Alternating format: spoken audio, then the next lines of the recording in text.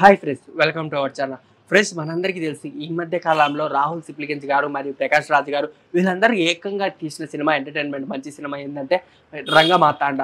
ఈ రంగమాతాండ సినిమా ఎలా అంటే బ్రహ్మానందం గారు ప్రతి ఒక్క ఆర్టిస్ట్ అనే వాళ్ళని ఈ సినిమాలో అయితే గుర్తించడం జరిగింది. అలాగే మన కృష్ణవంశీ గారు కూడా బాగా డైరెక్ట్ చేశారు. కానీ కృష్ణవంశీ గారికి మాత్రం ఇది నెవర్ బిగ్గెస్ట్ హిట్గా అయితే నిలిచిపోతుంది.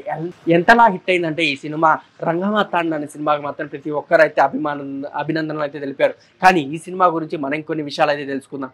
అంతకన్నా ముందు మన వీడియో లైక్, షేర్, సబ్స్క్రైబ్ చేసి పక్కన ఉన్న బెల్ ఐకాన్ క్లిక్ చేయండి. ఇక అసలు టాపిక్లోకి వెళ్దాం.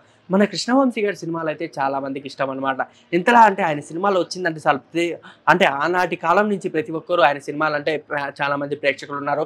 అలాగే ఆయనకు ఎంతో మంది అభిమానులు ఉన్నారు. కానీ ఈ మధ్య కాలంలో ఆయన తీసిన రంగమాత అనే సినిమాకి మాత్రం అభిమానులు వేగంగా పెరిగిపోయారు. మనందరికీ తెలుసు ప్రకాష్ రాజ్ గారు, బ్రహ్మానందం గారు, అలాగే రాహుల్ సిప్లిగంజ్ గారు, అనసూయ గారు వీళ్ళందరూ కలిసి ఏకపాత్రాభినయం అంటే ఏకంగా ఈ సినిమా యాక్ట్ చేశారంటే బాగా సెన్సేషనల్ చెప్పుకోవాలి. అలాగే ఈ సినిమా గురించి మీ అందరికీ తెలిసిందే కదా, చిరంజీవి గారు కూడా కామెంట్ చేశారు సినిమా ఎక్సలెంట్ అని.